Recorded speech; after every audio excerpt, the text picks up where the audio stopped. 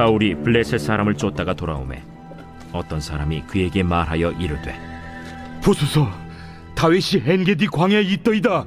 사울이 온 이스라엘에서 택한 사람 3,000명을 거느리고 다윗과 그의 사람들을 찾으러 들염소 바위로 갈새 길가 양의 우리에 이른즉 굴이 있는지라.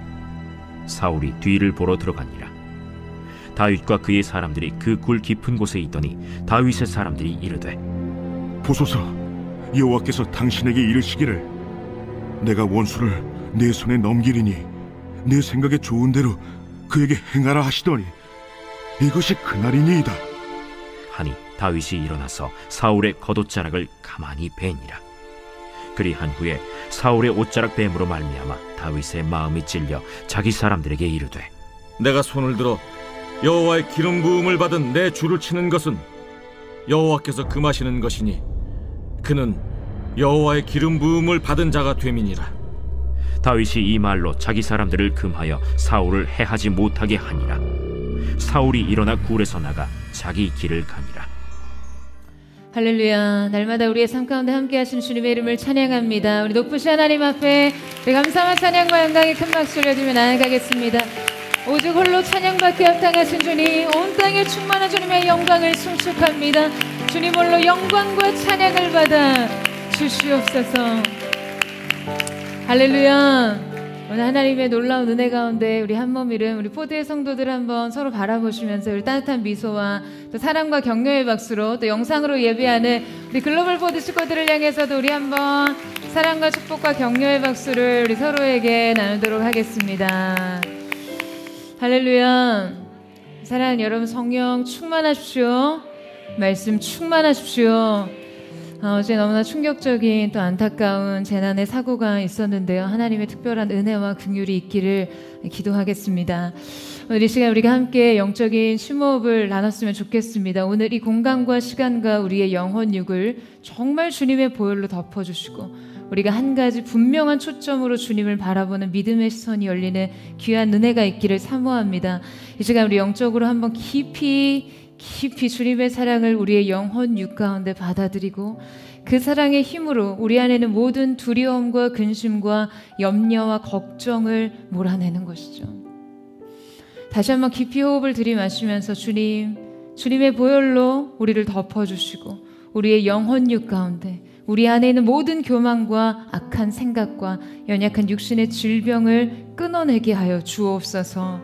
오늘 주님의 놀라우신 은혜의 섭리와 말씀의 능력과 보혈의 능력이 우리의 삶을 주관하시고 사로잡으시는 귀한 은혜가 있는 줄로 믿습니다. 우리 옆에 사람에게 이렇게 한번 축복했으면 좋겠는데요. 당신은 하나님의 사람입니다. 주님을 기쁨으로 예배하십시오. 이렇게 한번 축복하시겠어요? 주님을 기쁨으로 예배하십시오. 네, 오늘도 우리가 주님을 더욱 사랑하는 귀한 은혜가 있게 되기를 주님의 이름으로 축복합니다. 이 사우디아라비아에서는 왕이 타는 말을 훈련시키는 아주 특별한 방법이 있습니다. 혈통이나 여러 조건에서 월등히 뛰어난 우수한 말들을 선발해서요, 여러 가지 훈련과 테스트의 과정을 거치게 되는데요. 자, 이렇게 몇십 마리로 추려진 후에 받게 되는 마지막 훈련은요, 어떠한 상황 속에서도 조련사들이 휘슬을 불면 바로 그 자리에 멈춰서도록 하는 훈련입니다. 자, 그리고 이렇게 훈련한 말들을 3일 동안 사막으로 보내는데요. 그 사막에서 보내는 3일 동안에는 이 말들에게 물을 주지 않아요. 자, 그러니까 여러분, 얼마나 이 말들이 갈증을 느끼겠어요. 사막의 뜨거운 태양과 거친 모래바람 아래에서 기진맥진할 때까지 말들을 메워두거든요. 이제 4일째가 되는 날 이 말들을 오아시스가 있는 곳으로 데려갑니다. 그러면 이 말들이 멀리서부터 그 물냄새를 맡고 오아시스를 발견하자마자 전속력으로 달리기 시작해요. 무서운 속도로 달려갑니다. 그런데 바로 그때 조련사의 휘슬 소리가 울립니다. 이 평소 휘슬 소리에 이 모든 행동을 멈추도록 훈련받았지만 그 순간만큼은요, 훈련받은 대로 하지 못해요. 대부분의 말들은 고통스러운 그 목마름을 해결하기 위해서 휘슬 소리를 듣고도 멈추지 않고 달려갑니다. 그런데 그 와중에 조련사의 휘슬 소리에 제자리에 즉시 멈춰서는 말들이 있어요. 조련사들은 그 말에 낙인을 찍습니다. 바로 왕을 섬기기에 합당한 말이라는 낙인이에요. 그리고 이 표식을 가진 이 말들은요, 왕의 준마로 왕궁으로 보내집니다. 여러분 어떠세요? 고작 짐승에게 주어지는 표식이지만 너무나 영광스럽죠. 왕을 섬기기에 합당한 말이라는 표식이 너무나 감동적이에요. 여러분, 저는 이것이 하나님의 우리의 인생을 훈련시키시는 방법과 많이 닮아 있다고 생각합니다. 왕을 섬기기에 합당한 말이 되기 위해서는 사막의 마지막 훈련 과정을 거쳐야 합니다. 우리 삶의 다양한 문제들은 당장 자신의 이 고통을 끝낼 수 있는 순간마저도 주인의 부름에만 반응하는가를 확인하는 이 테스트와 닮아 있어요. 해결에 초점을 맞추지 않고 욕망에 얽매이지 않고 필요에만 급급하지 않고 오직 주인의 휘슬에만 반응하며 모든 것을 멈출 수 있느냐 하는 훈련의 과정인 것이죠. 여러분, 우리는 광야에서 이 훈련을 거쳐야 합니다. 하나님의 말씀에만 반응하며 순종할 수 있는 사람, 바로 그 사람이 왕을 섬기기에 합당한 사람으로 훈련된 것이에요. 사랑하는 여러분, 저는 저와 여러분의 삶에도 이 표식이 주어지기를 바랍니다. 사모합니다. 왕을 섬기기에 합당한 사람, 왕의 준마와 같은 사람, 너무나 영광스러운 낙인, 포도의 전 성도들의 삶에 이 놀라운 영예가 주어지기를 주님의 이름으로 축원합니다. 오늘 본문 속의 다윗도 바로 하나님의 사람으로 합당하게 세워지기 위해서 광야로 보내집니다. 그리고 그곳에서 하나님의 사람으로서 합당한 그 다윗의 자질이 드러나게 되는데요. 가장 결정적으로 자기 필요를 채우고 자기 인생의 성취를 이룰 수 있는 그 순간, 다윗은 그의 인생에 울려 퍼진 이 왕의 휘슬 앞에서 모든 것을 내려놓고 멈춰섭니다. 오늘 말씀을 통해 왕을 섬기기에 합당했던 다윗의 영적인 진 면모를 함께 살펴보며 우리의 인생 또한 그렇게 준비되기를 원하는데요. 다윗은 사무엘에게 왕으로 기름 부음을 받고 난 이후에 골리앗을 이기는 놀라운 승리를 거두게 되었죠. 이때 이스라엘 백성과 군대에게 다윗은 민족의 영웅적 존재가 되었습니다. 다윗은요, 이 사울이 시키는 일마다 지혜롭게 잘 해냈고, 사울은 그의 군대의 높은 자리에 그를 앉혔어요. 그리고 그것을 모든 백성과 사울의 신하까지도 합당하게 기뻐했다라고 기록합니다. 그런데 그 이후에 문제가 발생합니다. 다윗이 블레셋 군대를 이기고 돌아오자 이 개선 행렬을 맞이하는 이스라엘의 여인들이요, 소고와 꽹과리를 갖고 남아서 노래하며 춤을 추기 시작했어요. 사울이 죽인 자는 천천히요, 다윗은 만만이로다. 여러분, 이렇게 눈치가 없을 수 있습니까? 여러분, 이것은요, 아무리 다윗을 칭찬하고 높이는 것이었다 할지라도 이건 결정적으로 이것은 그에게 해를 입힙니다. 그러니까 이 분별 없는 노래가요, 사울의 내면에 다윗에 대한 엄청난 적개감을 키웁니다. 그러니까 사울은 이날 이후로 다윗을 주목하기 시작해요. 이 일이 있은 이후에 사울은 자신의 전부를 걸어서 다윗을 죽이고 말겠다는 치명적인 적개심에 그냥 완전히 사로잡히게 됩니다. 그 다윗은 사울의 증오의 대상이 돼요. 근데 이 증오와 질투심은요, 사울의 마음에 굉장히 심한 과장과 망상을 불러일으킵니다. 그런 백성들이 다윗에게는 만만을 돌리고 자신에게는 천천을 돌리니까 이제 다윗이 더 얻을 것이 이 나라밖에 더 있겠냐라고 하면서 이 상황에 대한 극단적인 비관에 빠지게 되죠. 그 사울의 그 질투심이요, 다윗의 의도와 국가의 운영에까지도 아주 과장해서 해석하게 한 것이요. 이 분노와 증오는요, 광기에 가까웠어요. 여러분, 그래서 결국 다윗은 광야로 도피합니다.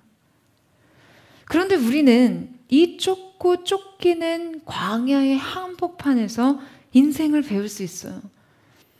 추격자와 도망자 사이에서 인생의 룰을 배웁니다. 누군가는 쫓고 있고 누군가는 쫓기고 있지만 그들의 인생은 하나님의 방식으로 훈련되고 있었어요. 자, 우리가 이 훈련에서 승리자가 되기 위해서는 훈련의 규칙을 명심해야 합니다.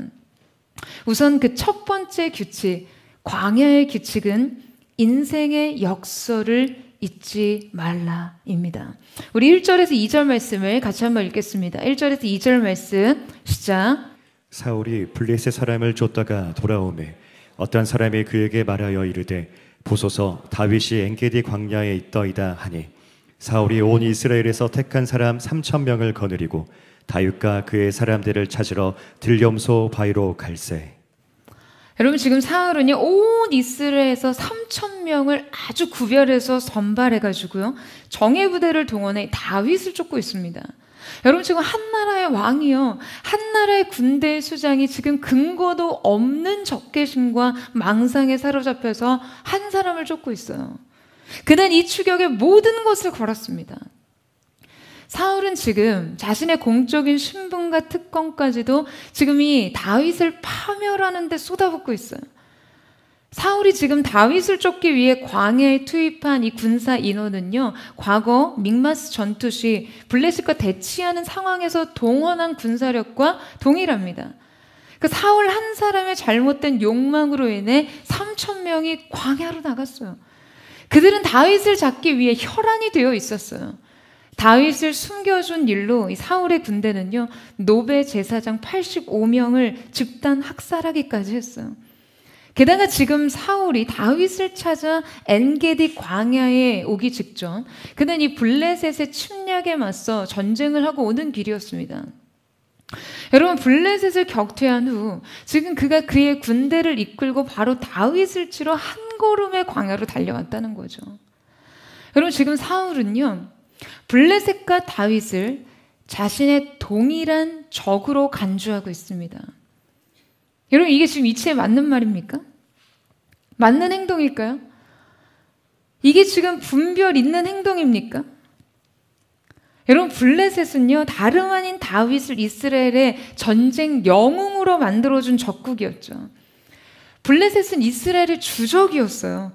블레셋의 침략을 받은 후 사울은 한 나라의 왕으로서 여러분, 이스라엘을 지키기 위해서 더욱더 다윗의 용맹한 이 전술과 리더십을 필요로 한다라는 것을 깨달아야 했습니다. 이스라엘을 지키기 위해서라도 그에겐 다윗이 필요했어요. 다윗은 그가 신뢰할 만한, 가장 신뢰할 만한 신복이었습니다. 그러나 그는 지금 블레셋과의 격전 직후 다윗도 블레셋과 같이 그냥 이스라엘의 주적인 양 왕의 정예 부대를 동원해서 그를 추격하기에 이른 것이죠. 여러분, 한 인생이요, 이렇게 맹목적이어지다니요. 여러분, 대체 이 추적의 명분은 무엇입니까? 없습니다. 명분이 없어요. 그러니까 명분이 없기 때문에 더욱더 맹목적이어지는 거예요.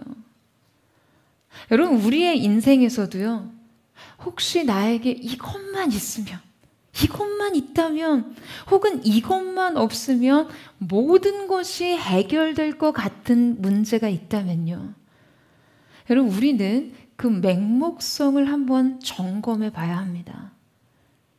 내 인생이 돈만 있으면 될 것 같고, 이 사람만 있으면 될 것 같고, 이 일만 잘 되면 될 것만 같다라는 생각이 든다면요, 다윗을 쫓느라 광야로 들어간 사울의 이 맹목적인 추적을 한번 대입해 봐야 돼요.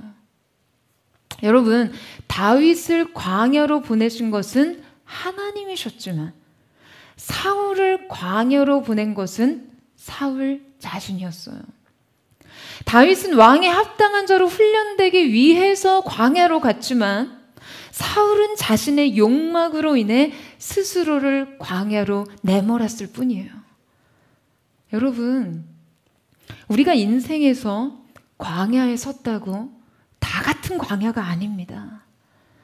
광야와 같은 시간을 보내고 있다고 해서 하나님께서 나에게 광야를 허락하셨다라고 생각하면 큰 착각이에요. 분별하셔야 돼요. 왜 그 광야에 섰는지, 누구로 인해 그곳에 섰는지 말이에요. 하나님으로 인해 그곳에 있다면 여러분 그 사실을 기쁘게 여기세요.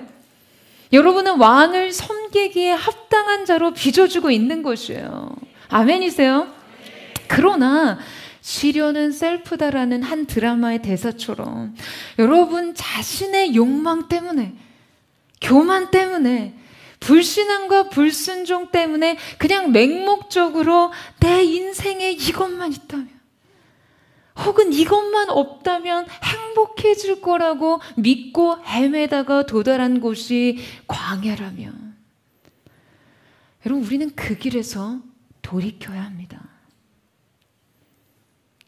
여러분, 사울은 다윗 한 사람을 파멸하고자 광야까지 달려갔지만 다윗은 그의 손에 죽지 않았습니다.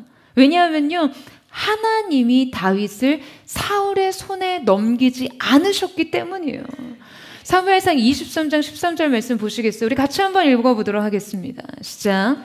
다윗이 광야의 요새에도 있었고 또 십광야 산골에도 머물렀으므로 사울이 매일 찾되 하나님이 그를 그의 손에 넘기지 아니하시니라. 여러분, 하나님께서는요 한 나라의 최고의 병력으로부터 다윗을 지키십니다. 그렇게 긴 시간 3,000명의 군사력이 다윗을 추격하는데 총동원됐지만 사울은 끝내 다윗을 발견하지 못했어요. 자, 더욱이 우리가 주목해야 할 것은요, 오히려 추격자인 사울이 도망자인 다윗에게 발견되었다는 역설이에요. 오늘 장면은 밀고자들에 의해서 다윗이 엔게디의 황무지에 숨어 있다는 것이 사울에게 전해지고 사울이 엔게디 지역으로 다윗을 찾고자 들어오는 장면입니다. 여러분이 엔게디 지역은요 굉장히 많은 동굴이 아주 많은 지역이에요. 그런데 그 엔게디의 이 수천 개의 동굴 중에서 사울이요 하필 다윗이 은신해 있던 동굴로 들어간 거예요. 그는 무장해제된 상태였습니다. 게다가 이 성경에 사울과 호위 무사들이 동행했다는 언급 없이요, 지금 사울이 혼자 다윗에게 발각되었다는 것을 보면 그는 홀로 있어요. 3절 말씀에 길가 양의 우리에 이른즉 굴이 있는지라 사울이 뒤를 보러 들어가니라 다윗과 그의 사람들이 그 굴 깊은 곳에 있더니, 그러니까 뒤를 봤다라는 것은 용변을 보러 들어갔다라는 히브리어를 간곡한 표현으로 표현된 문장인데요. 자, 여러분 지금 누가 누구를 쫓고 있었던 거죠? 누가 누구를 쫓습니까? 분명 사울이 다윗을 쫓고 있었어요. 이곳은 분명 다윗의 위기 상황이었어요. 그런데 지금 정작 사울의 목숨이 다윗의 손에 달려있게 된 것이죠. 이 상황은 한순간에 사울을 절체절명의 위기 상황으로 바뀌게 합니다. 아이러니하게도 도망자 다윗에게는 사울이 보이지만 추격자 사울에게는 다윗이 보이지 않습니다. 도망자 다윗에게 추격자 사울의 생명이 달렸어요. 여러분, 이 상황은요 사울이 온갖 수단과 방법을 동원해서 그냥 수년간 그치지 않고 다윗을 찾아 광야를 헤맸으나 끝끝내 실패했던 것과는 너무나 극명한 대조를 보이는 그런 상황입니다. 여러분, 이것이요 신앙의 역설입니다. 이것이 바로 인생의 역설이에요. 바로 도망자의 손에 추격자의 생명을 맡기시는 하나님의 방법이요. 여러분, 우리가 다윗과 사울의 이 관계를 통해 무엇을 배울 수 있습니까? 하나님께서 무엇을 들추시고 무엇을 감추시는지를 깨달을 수 있습니다. 누구를 숨기시고 누구를 위험에 빠뜨리시는지를 알 수 있어요. 여러분, 지금 다윗은요, 광야의 동굴에서 은신하고 있는 도망자 신세였습니다. 그는 동굴에 살았어요. 게다가 그가 이 광야의 동굴에 오기까지, 여러분, 그의 삶은 무엇으로부터 단절되어야 했죠? 신학자들은요, 그가 광야에 오기 전에 하나님은 그가 의지하던 5가지의 인생의 버팀목을 제거하셨다라고 말하고 있어요. 바로 그의 지위, 포지션, 사무엘, 아내, 그리고 요나단, 마지막으로 그의 자존감마저 제거하셨다고 했습니다. 다윗의 삶은요, 이 동굴에 거하기 전에 삶이 바닥까지 내려갔어요. 그는 하루아침에 직장과 아내와 스승과 친구를 잃었고 적국의 도피처에서 자신의 목숨을 구하기 위해 그 수염에 침을 질질 흘리며 미친 사람 흉내를 내며 겨우 광야로 도피할 기회를 얻었습니다. 그는 자존감마저 잃었어요. 이제 도망자로서 다윗의 삶은요, 매일 극단적인 죽음의 공포와 극심한 외로움을 감당해야 했습니다. 다윗이 요나단에게 자기의 처지를 설명하는 말을 들어보면요, 나와 사망 사이는 한 걸음뿐이다 라고 표현합니다. 그러니까 여러분, 나와 사망 사이가 한 걸음뿐이라는 이 표현이 얼마나 적절하고 탁월한지 몰라요. 그러니까 한 걸음이라니까 여러분, 삐끗하다가는 그냥 죽는 거예요. 그는 매일 사망과 생명 사이를 가로질러 다녔습니다. 여러분, 이게 말이 쉽죠? 이 죽음의 공포와 두려움이 얼마나 그에게 극심했겠어요. 이 고독과 외로움이 얼마나 컸겠어요. 제가 어느 책에서 읽었는데요, 세계 2차 세계대전 당시에 이탈리아 이 군사 한 명이요, 이 빗발치는 총탄 사이를 가로질러 총격전을 벌인 이후에 하루 아침에 그의 머리가 이 백발로 변해버리는 것을 경험했다라고 했어요. 실화예요. 그러니까 죽음과 삶 사이를 가로지르는 자의 이 내적인 고통과 공포가 얼마나 극심한지를 보여주는 것이죠. 여러분, 다윗의 매일이 이러했겠죠. 그는 매일 이 동굴에 은신했습니다. 여러분, 이 동굴 속의 고독이 느껴지시나요? 이 동굴 속의 축축한 습기도 느껴지세요? 이 동굴 속의 고독한 메아리도 들리세요? 다윗의 인생의 비애가 느껴지십니까? 다윗의 깊은 밑바닥 인생이 느껴지세요? 여러분, 그는 이 동굴 외에 피할 곳이 없었습니다. 더 이상 잃을 것도 없었어요. 더 이상. 그러나 그럼에도 불구하고 우리는 이 절망스러운 상황 가운데서도 과연 진정한 왕이신 하나님을 모시기에 합당한 인생 준마 다윗의 속성과 자질을 확인할 수 있습니다. 그것은 그의 중심이 여전히 하나님을 쫓고 있다는 것이에요. 여러분, 사람이요, 더 이상 누구나 의지할 것이 없어지고 나면, 누구나 그 악화된 상황에 내몰려서 이 극단적인 한계점에 봉착하고 나면요, 우리는 상황을 아주 비틀어서 바라보게 됩니다. 우리의 시선은 그 상을 왜곡하고 때로는 상을 축소시키거나 확대시켜서 바라봐요. 그러니까 상식과 분별 이상의 생각으로 현실을 해석하고 진실을 직시하지 못합니다.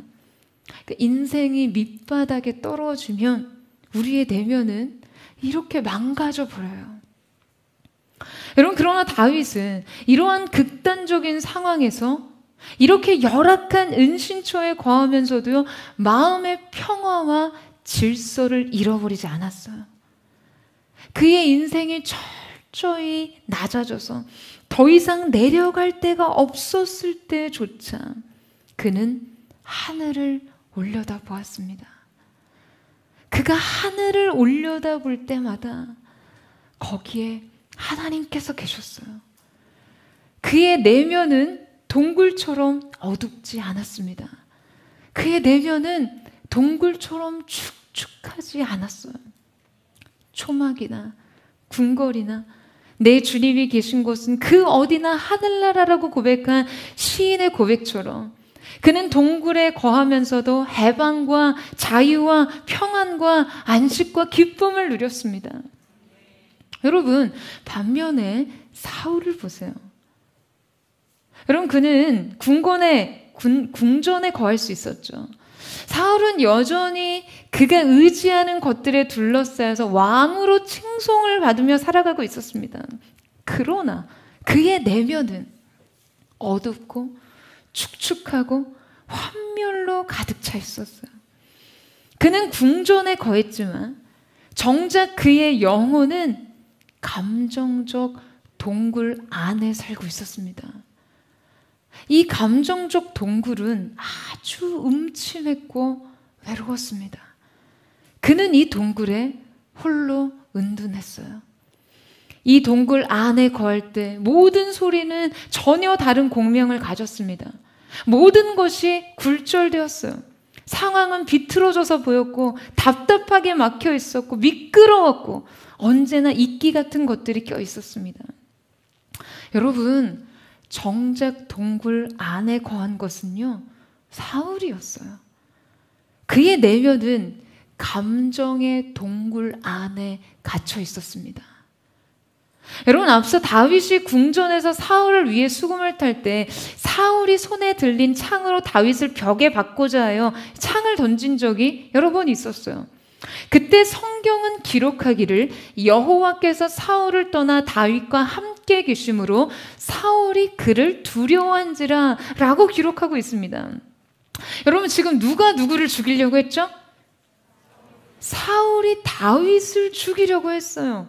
다윗을 벽에 박으려고 손에 들고 있던 창을 던졌고 다윗이 그 창을 2번이나 피했다라고 말했습니다. 그럼 여러분 생각해 보세요. 상식적으로 누가 누구를 두려워해야 맞습니까? 당연히 다윗이 사울을 두려워해야 맞죠. 여러분, 지금 이 상황은 살해 미수 아니에요? 그런데 성경의 이 한 줄은 너무나 아이러니합니다. 여호와께서 사울을 떠나 다윗과 함께 계심으로 사울이 다윗을 두려워했다는 거예요.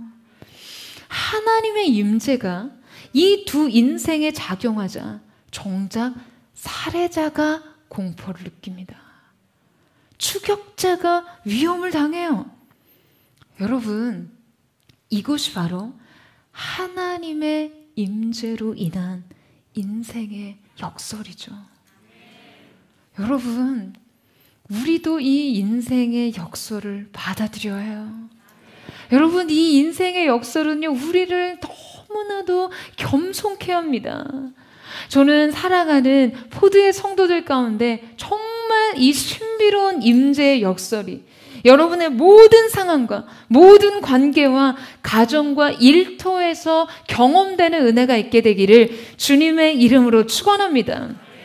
이 임재의 역설로 인해 여러분의 인생의 반전의 상황을 맞이하게 되는 은총이 있게 되기를 주님의 이름으로 축복합니다. 하나님의 광야의 훈련 규칙 2번째는 인생의 기회를 분별하라입니다. 여러분, 우리가 함께 도망자 다윗의 수중에 추격자 사울의 생명이 놓인 장면을 살펴보고 있습니다. 다윗은 지금 사울의 살해 위협으로부터 그냥 하루하루 죽음을 아슬아슬하게 모면하며 생명을 부지하는 신세였어요. 그런데 자신을 죽이려고 그토록 광기에 사로잡혀 있던 사울 왕이요, 자기 손아귀에 들어온 거예요. 여러분, 이것은 그야말로 절호의 기회였죠. 아니, 뭐 어느 누가 이것을 기회로 여기지 않겠어요. 이제 살 수 있어요. 그러니까 이제는 도망자로 살지 않아도 돼요. 삶의 그 숨막히는 공포와 두려움을 제거할 수 있어요. 그냥 이 칼을 한 번만 휘두른다면 이제 이 묵지긋한 최악의 상황을 끝낼 수가 있었어요. 그냥 그동안 사울로부터 받았던 그 박해와 핍박을 생각하면 분노의 창을 한 번만 내리꽂아도 고통은 끝나요. 이 광야와 이별할 수 있습니다. 어쩌면 그 즉시 그에게 왕의 보좌가 열릴지도 모르죠. 광야의 도피 생활을 끝내고 가족을 만날 수 있어요. 친구와도 재회할 수 있습니다. 그러니까 그의 본연의 삶으로 복귀할 수 있어요. 외로운 삶과 초라한 도피 생활은 완전히 종식되어지는 것이에요. 그런데 바로 그때 다윗의 사람들이요, 다윗에게 나와서 여러분 어떻게 말하고 있습니까? 4절 말씀 보시겠어요? 우리 4절 말씀을 같이 한번 읽어보도록 하겠습니다. 시작. 보소서, 여호와께서 당신에게 이르시기를 내가 원수를 손에 붙이리니 내 소견에 선한 대로 그에게 행하라 하시더니 이것이 그날이니이다. 여러분, 지금 다윗의 사람들은요, 그냥 이 예상치 못한 상황의 반전에서 그 즉시 하나님의 손길을 보았습니다. 그들은 심지어 마치 하나님의 마음과 생각을 대언하듯이 말하고 있어요. 명백한 하나님의 뜻이라는 거예요. 이것은 분명 하나님이 다윗에게 허락하신 절호의 기회였습니다. 이 반전은요, 하나님의 엄청난 섭리였어요. 게다가 광야의 도피 생활을 끝장내고 싶은 것은요, 여러분 다윗뿐만이 아니었어요. 그에게 찾아온 600명의 사람들, 다윗과 함께했던 사람들은 지금 이 상황에 대한 엄청난 환희와 흥분을 가지고 그에게 나왔겠죠. 그들은 벌써 아마 하나님의 이끄심을 찬양했을 거예요. 하나님께서 그들을 구원하셨다고 기뻐했을 겁니다. 지금 이 상황을 지켜보고 있는 이 자리에 여러분, 우리조차도요, 다윗에게 동일한 조언을 건네지 않았겠습니까? 이것은 기회입니다 라고 말이에요. 그런데 바로 이때 세상 모든 사람들이 기회라고 말하는 이 상황을 전혀 다른 각도로 바라보고 있는 한 사람이 있었습니다. 바로 다윗이었어요. 여러분, 그는요, 정작 다른 판단을 내리고 있었어요. 그는 이 기회를 유혹으로 여깁니다. 이것은 그에게 아주 결정적인 유혹이었어요. 바로 이것이 하나님의 뜻이라는 유혹이요. 여러분, 그는 오랫동안 그 동굴에 숨어서 하나님께 단언했어요. 제발 자신을 살려달라고요. 박해자의 손에서 자신을 구해달라고 기도했습니다. 다윗을 따르던 다윗의 군대도 함께 울부짖으며 기도했을 거예요. 그런데 지금 그 박해자의 목숨이 자기 손아귀에 들어왔어요. 여러분, 그렇다면 이것은 이제 그의 탄원이 응답을 얻은 사건 아닙니까? 여러분, 다윗이 이 사건을 명명백백, 명백한 하나님의 섭리로 해석하고 받아들이기 얼마나 쉬웠겠어요. 이것은 아주 이치에 맞고 개연성이 확실한 상황이죠. 여러분, 심지어 사울도요, 그렇게 완악한 영적 상태에서 심지어 자신의 살해 의혹에 대해서까지 하나님의 뜻을 운운하곤 했습니다. 오늘 이 엔게디에 오기 전 다윗의 은신을 그일라 주민이 밀고 하는 바람에요, 사울의 군대가 다윗을 완전히 포위했던 상황이 있었어요. 그때 사울이 이런 생각을 해요. 하나님께서 내게 다윗을 붙이셨다. 여러분, 이 얼마나 자의적인 해석입니까? 이것은 얼마나 사악한 해석입니까? 무모하고 의로운 다윗을 살해하는 것에 대해서까지 하나님의 뜻을 개입시키려 하다니요. 그는 자신의 사악한 질투심과 적개심으로 인해 다윗을 죽이려 하면서 정작 상황이 자신에게 굉장히 유리하게 열리자 하나님께서 자신에게 다윗의 생명을 주셨다고 해석했어요. 자기가 바라던 상황이 오면 그것을 하나님의 응답이라고 생각했어요. 하물며 사울도 이런데요. 하나님의 뜻이라는 이 해석의 유혹이 다윗과 그의 사람들에게 여러분 적용되지 않았겠습니까? 자신의 의로움에도 불구하고 계속되던 억울한 도피 생활, 그리고 그 오랜 기간의 간절한 탄원 끝에 사울의 운명을 다윗에게 맡기셨는데 말이에요. 여러분, 그런데 그가 그때 멈춰섭니다. 아니, 지금 이 기회를 놓칠 사람, 한순간도 지체 말고 칼을 휘둘렀어도 모자랄 상황에서 그가 멈춰서요. 그럼 왜일까? 왜 그는 돌연 이런 이해할 수도 납득할 수도 없는 행동을 하는 것입니까? 그것은 바로 그가 주인의 휘슬 소리를 들었던 것이죠. 다윗은 하나님의 호각 소리를 들었어요. 모두가 기회라고 여기는 그 상황에서 그는 유혹을 감지했습니다. 그리고 이것이 그의 믿음에 대한 시험, 즉 하나님의 말씀과 주권에 대한 순종 여부를 알아보는 하나님의 시험이라는 것을 지각했어요. 여러분, 때로는 어떠한 상황이요, 우리에게 기회일 때도 있고 유혹일 때도 있습니다. 이 분별은 사실 일률적인 적용이 어려워요. 이 분별은 언제나 그 순간 하나님의 임재 속에서 하나님의 휘슬을 듣는 것으로 판단할 수 있는 것이죠. 그는 이때 아무도 듣지 못한 하나님의 휘슬 소리를 들었습니다. 그의 앞에 놓인 시험은 그 시험 문제를 자기의 손으로 해결하고자 하는 것에 대한 시험이었고, 자기 힘으로 복수하고자 하는 욕망을 거스르는 시험이었고, 자신을 그토록 박해하던 원수에게 자비를 베풀어야 하는 시험이었고, 한순간의 고통을 종식할 수 있는 것에 대한 시험이었고, 무엇보다 하나님께서 멈추라고 하실 때 이 모든 상황의 압력과 욕망의 분출에도 불구하고 그 즉시 그 자리에 멈춰서 오직 자신의 주인의 명령에 순종하는 것에 대한 시험이었습니다. 그런데 여러분, 그때 다윗이 멈춰섭니다. 여러분, 그는 단호히 멈춰섰어요. 자아의 모든 관성을 거스르고 멈춰섭니다. 오직 주인의 휘슬에만 반응하기 위해서.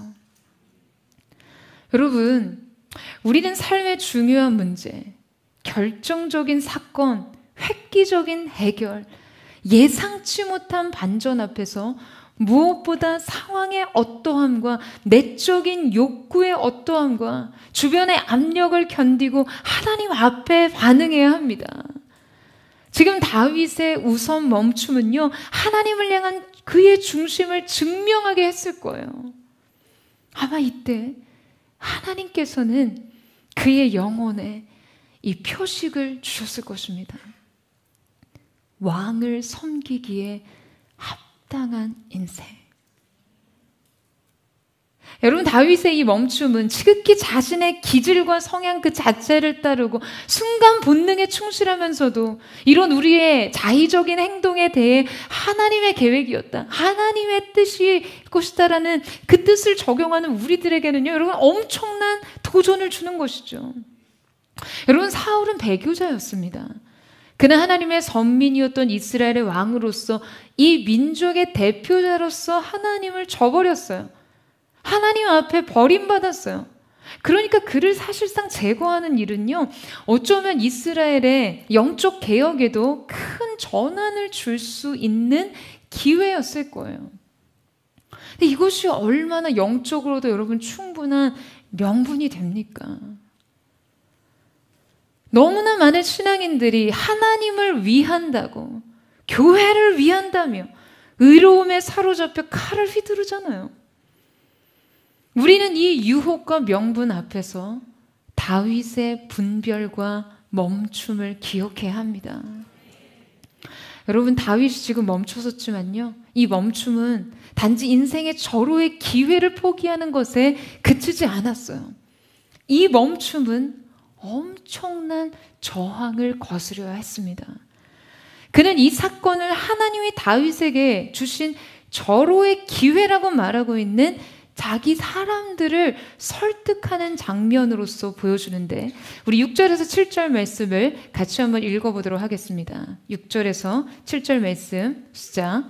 자기 사람들에게 이르되 내가 손을 들어 여호와의 기름 부음을 받은 내 주를 치는 것은 여호와의 금하시는 것이니 그는 여호와의 기름 부음을 받은 자가 됨이니이라 하고, 다윗이 이 말로 자기 사람들을 금하여 사울을 해하지 못하게 하니라. 사울이 일어나 굴에서 나가 자기 길을 가니라. 여러분, 그는요 사람들을 설득합니다.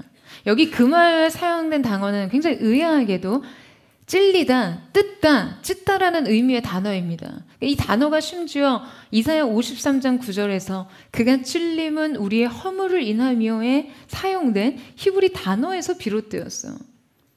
여러분, 지금 다윗이 자기 사람들에게 말할 때 그가 찔리고 뜯고 찢듯이 말했다는 거예요.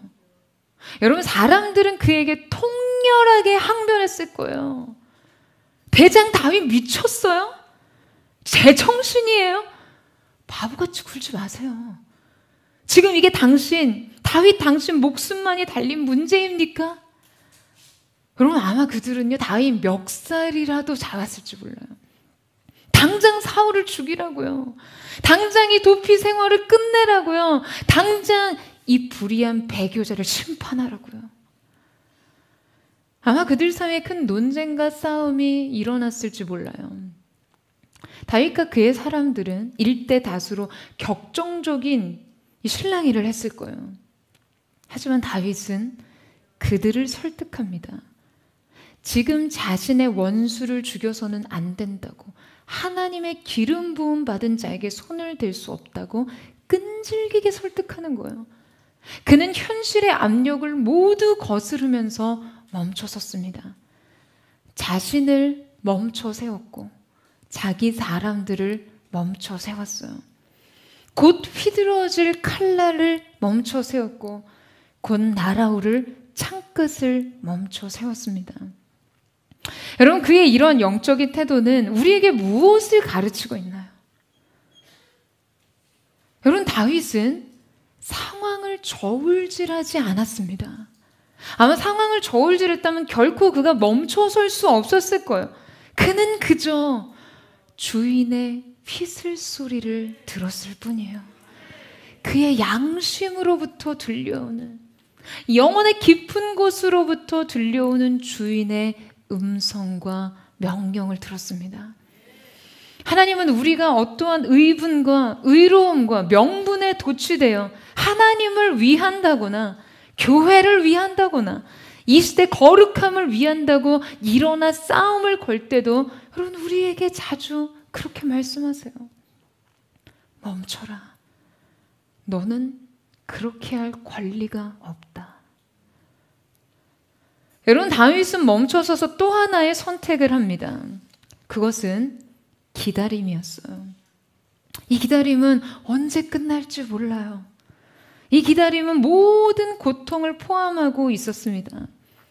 죽음에 대한 두려움, 오랜 도피 생활의 고통과 피로, 자기 사람들에 대한 책임의 무게, 광야의 고독과 외로움. 이 모든 것들이 지금 이 기다림에 포함된 것이죠. 하지만 그는 이 기다림을 선택합니다. 왜냐하면요, 다윗은 알았어요. 이 일을 자기 손으로 끝내서는 안 된다는 것을요. 여러분, 다윗이 광야에서 쓴 시편 40편을 보면 이 시는 이렇게 시작되고 있습니다. 내가 여호와를 기다리고 기다렸더니. 히브리 원어로 보게 되면 제일 먼저 나오는 단어가요, 기다리고 기다렸더니입니다. 이 단어는 2번 반복되면서 강조되고 있죠. 여러분, 이것이 지금 다윗이 하나님 앞에서 취했던 기본 태도였어요. 주님을 기다리는 것. 주님이 일하심을 기다리는 것. 그는 기도했습니다. 여러분, 이 시의 마지막 고백은요, 나의 하나님이여 지체하지 마소서. 마지막까지 하나님만 기다리는 거예요. 여러분, 단지 할 수 있는 것이 없어서 기다리는 것이 아니에요. 기다리는 것이 그가 할 일이었기 때문에 기다립니다. 기다림은 그저 무의의 시간이 아닙니다. 기다림은 하나의 행위예요. 아무 행위가 없는 것이 아니라 기다리는 것 자체가 아주 적극적인 행위입니다. 제임스 존스턴이 다윗의 시편과 이 상황에 대해서 이렇게 표현했습니다. 당신이 하나님을 신뢰할 때 당신의 마음은 당신의 마음속에서 열심히 일하고 있다. 무슨 일이 일어나고 있는지 하나님은 다 아신다는 것. 하나님이 지혜로우시다는 것. 당신을 위한 하나님의 계획이 선하시다는 것. 하나님이 모든 순간을 다스리신다는 것을 믿기 위해서 당신은 생각 그리고 감정과 싸우고 있는 것이다. 여러분, 기다림의 순간 우리의 믿음은 우리의 마음에서 수많은 내전을 일으킵니다. 그러나 결국 기다림은 끝내 이 내전에서요, 믿음의 승리를 가져다 줍니다. 사막으로 나간 왕의 훈련마들이 목마름의 고통을 종식시킬 수 있는 그 오아시스를 눈앞에 두고도 주인의 휘슬 소리에 모든 것을 멈추고 기다렸듯이 우리 인생의 광야에서 이 기다림의 믿음은요, 과연 우리의 인생이 마침내 왕을 섬기기에 합당한 사람이 되었다는, 합당한 사람이 되었음을 말해주는 표식이 될 것입니다. 여러분, 아멘이세요? 저는 저와 여러분, 사랑하는 우리의 포드가 주님 앞에서 이 영광스러운 인정을 받는 하나님의 사람, 주님의 교회 되기를 주님의 이름으로 축원합니다. 오늘 저와 여러분의 인생 속에 새겨진 그 한 줄을 얻기 위해 우리 인생의 광야 속에 펼쳐진 그 모든 시간을 넉넉히 이기고 견디고 기다림으로 그 믿음을 완성하는 거룩한 하나님의 사람들 되시기를 주님의 이름으로 축원합니다. 우리 시간 함께 찬양하며 기도하며 주님 앞에 나아갔으면 좋겠습니다. 사랑하는 주님, 오늘 이 시간 우리가 우리의 인생의 광야에서 주님을 바라보기를 원합니다. 인생의 역설의 신비, 인생의 기회와 유혹을 분별할 수 있는 영적인 지혜, 그리고 믿음으로 기다리고 기다렸더니 마침내 하나님께서 주님 당신의 일을 이루시는 그 거룩한 일들을 목도할 수 있기를 원합니다. 주님, 오늘 우리 가운데 임재하여 주시고 오직 주님의 말씀과 주권에 대한 순종함으로 주님을 따라 이 길을 걷는 거룩한 하나님의 사람들이 되게 하여 주시옵소서. 주님 말씀하시며 내가 나가리라. 주님 뜻이 아니면 내가 멈춰서리라. 나의 가고 서는 것 주님 뜻에 있으니 오 주님 나를 이끄소서. 주님 말씀하시며 주님 말씀하시며 내가 나가리라. 주님 뜻이 아니면 내가 멈춰서리라. 나의 가고 서는 것 주님 뜻에 있으니 오 주님 나를 이끄소서. 뜻하신 그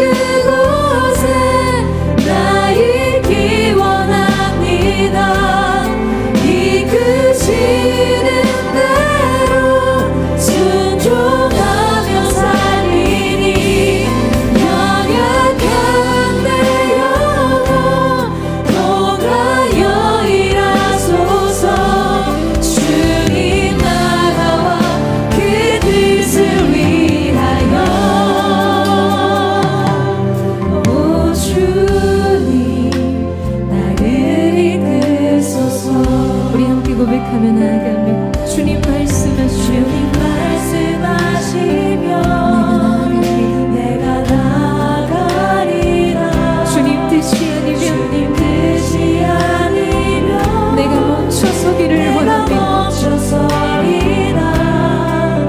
나의 가고서는 것 주님 뜻에 있으니 오 주님 나를 다시 한번 고백합니다. 주님 말씀하시며 주님 말씀하시며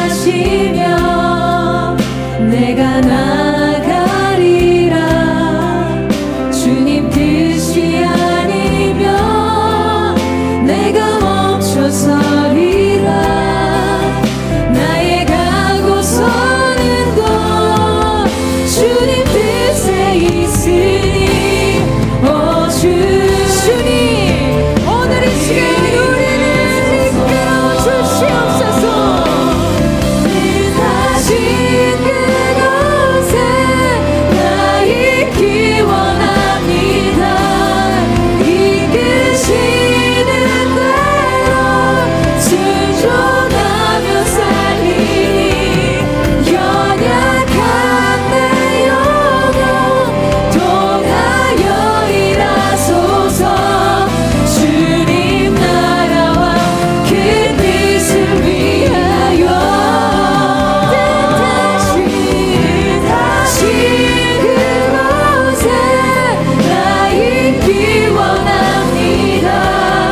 이끄시는 대로 순종하며 살리니 연약한 내 영혼 통하여 일하소서. 주님의 뜻을 위하여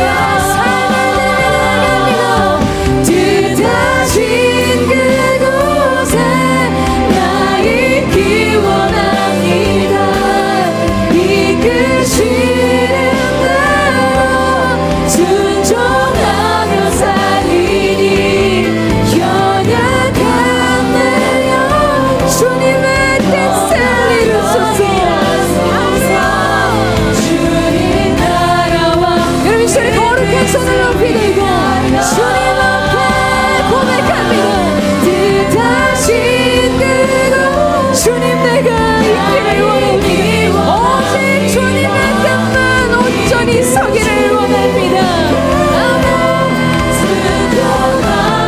연약한 내 영혼 통하여 일하소서. 주님 나라와 그 뜻을 위하여 오 주님 나를 이끌소서. 주님 오 주님 나를 이끌소서. 오 주님 나를 이끌소서. 사랑하는 여러분, 주님의 인도하심이 있다면, 주님의 말씀에 약속이 있다면 광야 한가운데라도 설 준비가 되어 있으십니까? 하나님의 영광과 승리가 있는 광야, 하나님의 약속의 성취가 있는 광야임을 믿고 나아가기를 원하세요? 여러분, 예수님의 생애를 보면 예수님께서 세례요한에게 세례를 받으실 때 하늘이 열리고 하늘에서 음성이 있어 이는 내가 기뻐하는 자요 내 사랑을 입은 자라는 하늘의 음성이 공식적으로 선포된 이후에 예수님께서는 성령에 이끌려 광야로 시험을 받으러 나가셨습니다. 여러분, 그 광야에 나갈지라도 영광 뒤에 이어진 광야라 할지라도 그 인도하심이 성령의 인도하심이라면, 그 말씀의 약속이 그 가운데 있다면 여러분, 그 광야는 승리의 장소가 될 줄로 믿습니다. 예비하신 영광의 은혜가 있는 장소가 될 줄로 믿습니다. 사랑하는 주님, 오늘 이 시간 우리가 이 믿음을 주께 드리기를 원합니다. 광야라도 빈들이라도 주님의 약속이 있는 곳, 주님의 인도하심이 있는 곳이라며 내가 하나님 손에 빚어진 영광의 그릇이 되기 위해 기쁨으로 그 길 가운데 서기를 원합니다. 주님을 온전히 신뢰하는 믿음으로 서기를 원하오니 오늘 놀라운 믿음의 능력이 하나님의 사람들에게 부어지게 하여 주시옵소서. 오늘 이 시간 우리가 그 믿음을 드리며 전심으로 주의 한번 부르짖고 우리 아침에 동성으로 기도하겠습니다. 주여 하신 후에 오늘 이 시간 우리가 이 주의 앞에 드리기를 원합니다. 광야 모든 주님의 인도하심이 있다며 하나님의 축복과 말씀 우리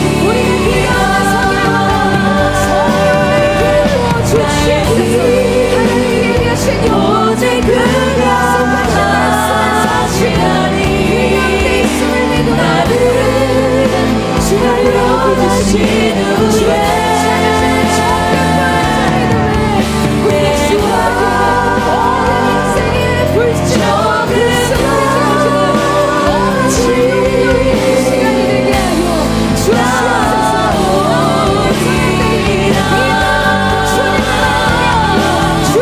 가운데 서기를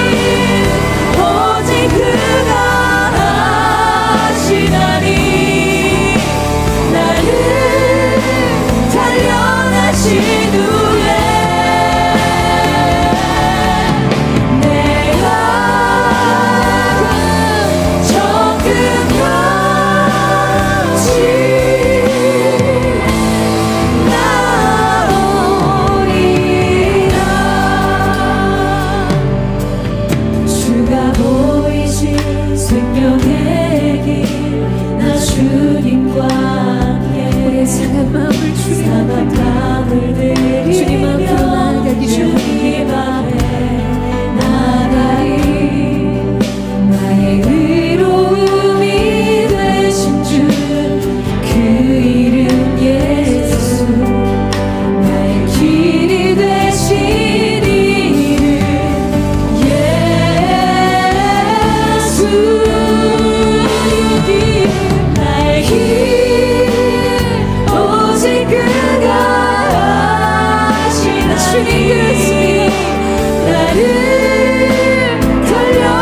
부르신 후에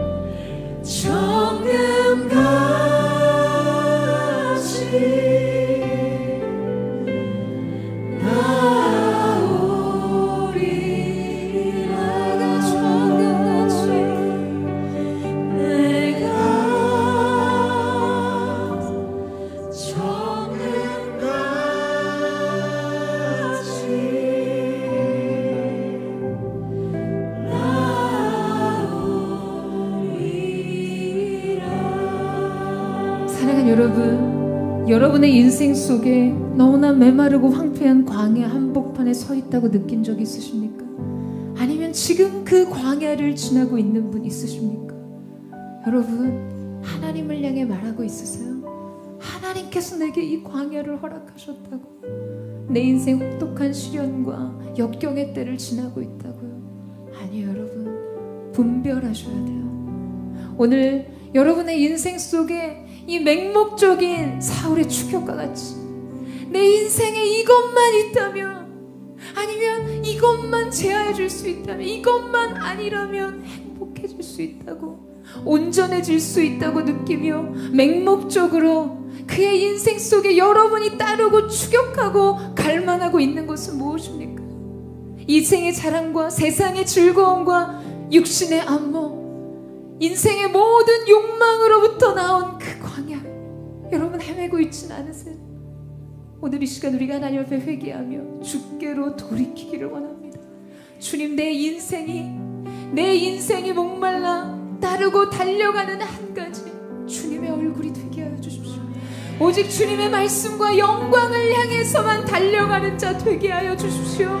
내 인생 세상 즐거움을 위해 이것만 있다면 행복할 것이라고 믿었던 모든 인생의 잘못된 삶의 욕망과 교만과 불신앙과 불순종, 예수님의 이름 앞에 회개하며 나아갑니다. 주님, 오늘 우리 가운데 사울의 영이 끊어지게 하여 주시옵소서. 잘못된 오학된 인생의 믿음이 끊어지게 하여 주시고, 오직 주님을 따르는 자들로 새롭게 일어나게 하여 주시옵소서. 우리의 마음을 새롭게 하여 주시고, 주님의 말로 씻어주사 주님의 길로 행하게 하여 주시옵소서.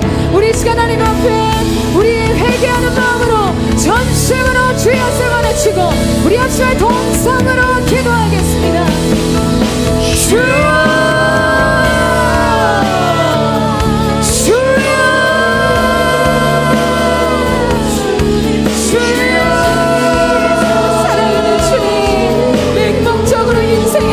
거기 있다고 달랐던 아버지, 내 인생의 평안과 네가 그곳에 있다고, 돈에 있다고, 지혜에 있다고, 세상 즐거움에 있다고 믿었던 나의 삶, 지난 시간 광야에서 했던 우리 인생의 모든 방황에 대해 주님 앞에 얘기합니다. 주님을 따르지 않았기 때문에 시작된 인생의 방황, 하나님의 영광을 쫓지 않았기 때문에 사라졌던 인생의 뿌리, 내 스스로 자체를 걸어 들어간 광야 속에서도 하나님을 원망하며 불평했던 나의 인생의 연약함을 용서하여 주시옵소서.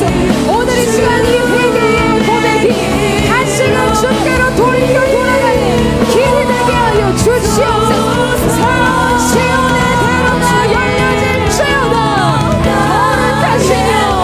거룩하신 성령으로 기름 부으셔서 오늘 이 시간 우리가 스스로 걸어 들어간 인생의 광야로부터 돌이키게 하시고, 하나님께로 더 가까이 주님의 말씀과 주께로 인생의 방황을 걱정하는 거룩한 은혜가 나타나게 하여 주시옵소서. 아멘. 우리의 마음을 씻어 주시옵소서. 나의 마음을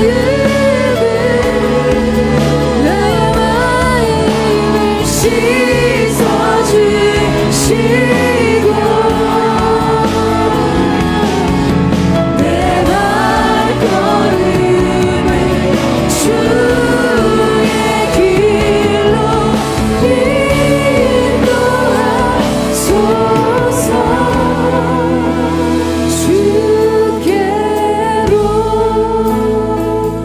우리 함께 고백하며 주님 바라보며 나아가며 주의 도를, 주의 도를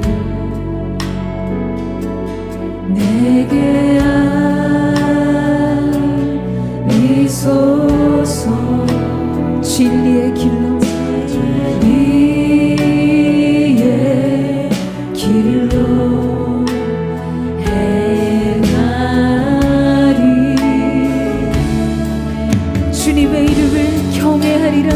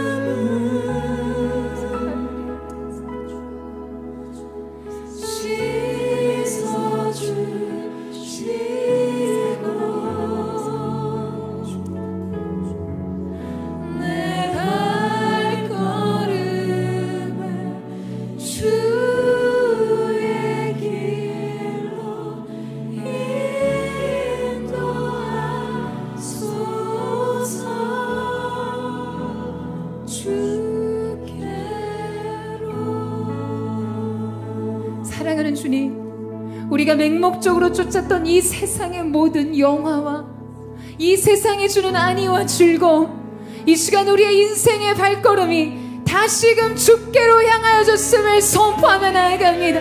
주님, 오늘 우리를 새롭게 하셨음을 선포합니다. 모든 사울의 영이 끊어졌음을 예수님의 이름으로 선포합니다. 주님의 영광이 없는 곳을 찾아 헤매었던 인생의 광야로부터 나오라. 주님의 영광과 약속이 없는 스스로 찾아 걸어들은 욕망의 광야로부터 나올지어다. 오늘 하나님을 높이는 인생으로, 하나님을 영화롭게 하는 인생으로, 주님의 때를 기다리는 거룩한 하나님의 사람들 되게 하여 주시옵소서. 사랑하는 주님, 우리가 얼마나 우리가 원하던 상황과 환경을 바라보며 그것이 불의한 것이다, 하나님의 뜻을 확신할 수 없는 자리에서도 나의 행위를 정당화하기 위해 하나님의 뜻을 운운했습니까? 주님 용서해 주십시오. 주님, 우리를 주님의 보혈로 깨끗하게 씻어주십시오. 우리 인생의 초점과 관점이 새로워지게 하여 주십시오. 주님의 보혈 앞에서 우리의 모든 것이 새롭게 정조준되는 우리 인생의 진정한 목적을 향해 욕망의 광야가 아닌 훈련의 광야를 향해 그곳에서 우리의 인생이 다시 빚어지는 그 은혜가 있게 하여 주시옵소서.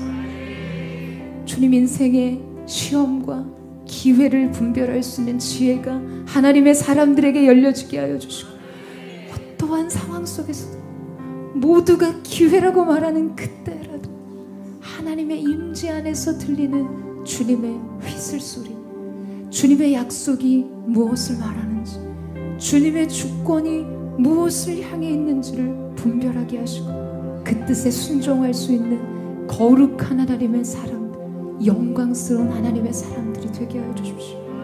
주님, 기다림의 믿음을 드립니다. 우리 인생에 가장 무력하다고 생각했던 이 고백을 주님 앞에 믿음으로 드리기를 원합니다. 내가 여호와를 기다리고 기다렸더니 하나님이여 지체하지 마소서. 나의 하나님이여 나의 기도에 속히 응답하소서. 이 기다림의 믿음으로 우리가 주님 앞에 우리의 마음을 드리며 나아갑니다.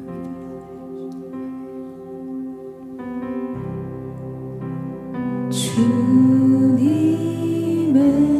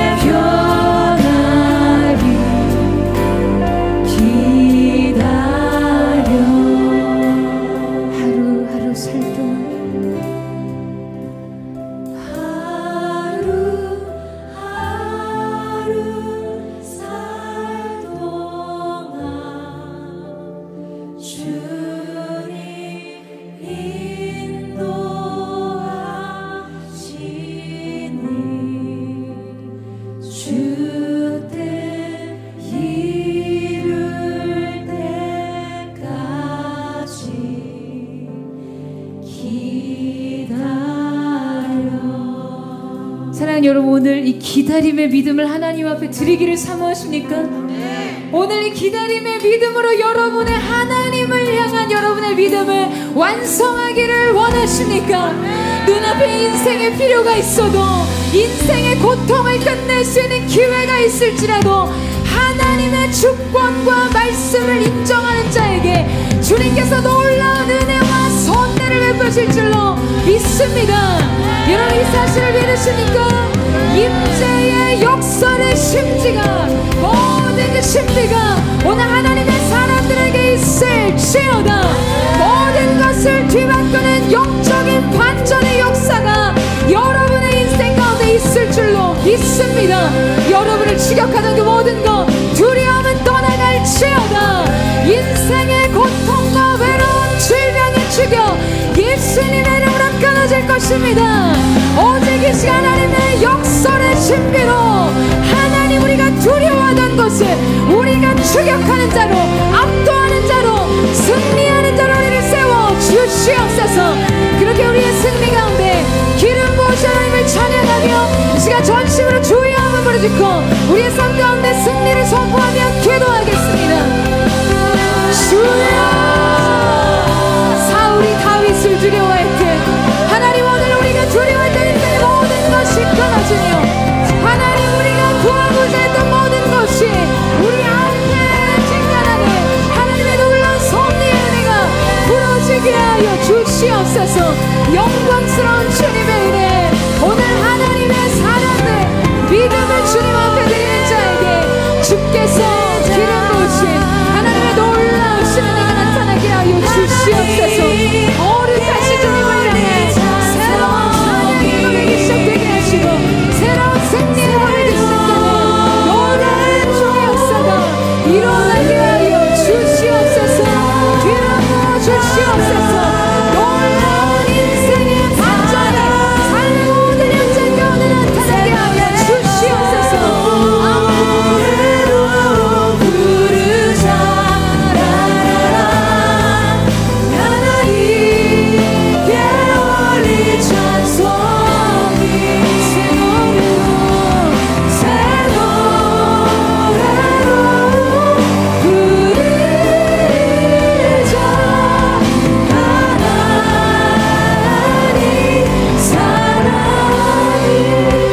우리 함께 고백하며 나아가기를 원합니다. 하나님의 음성을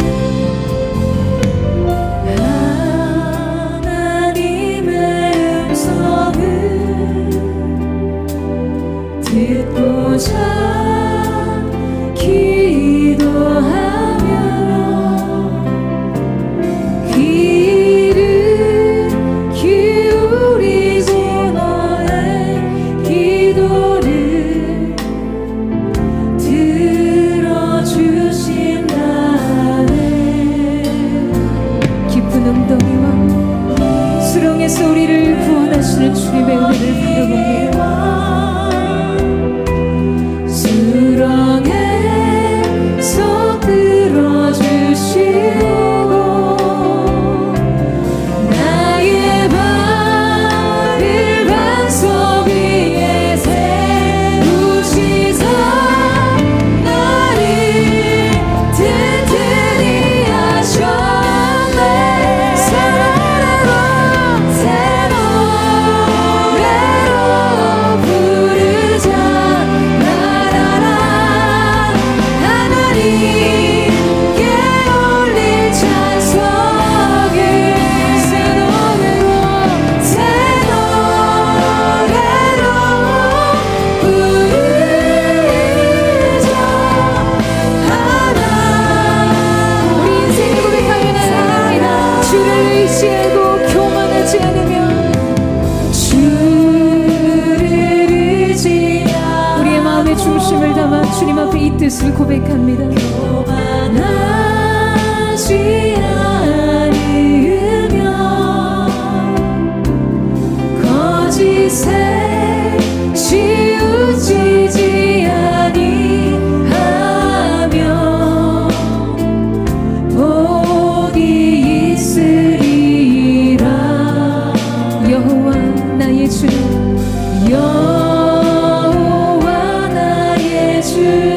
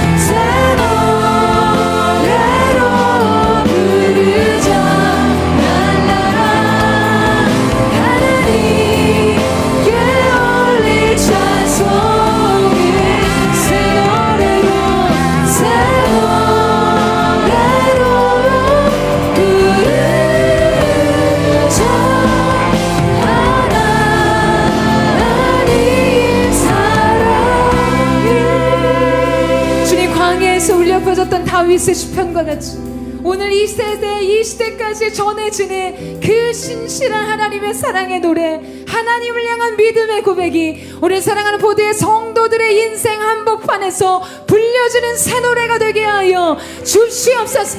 광야 한복판이라도 하나님의 임재로 인한 기쁨이 충만할지어다.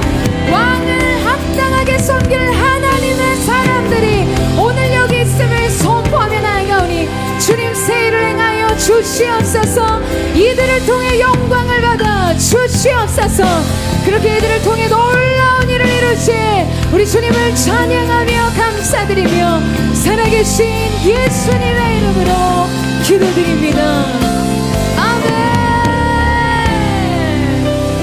우리 가운데 인생의 새 노래를 주신 주님, 광야에 울려 퍼진 기쁨의 노래로 인해 주님 앞에 감사와 찬양을 올려드립니다. 주님 홀로 영광과 찬양을 받아 주시옵소서.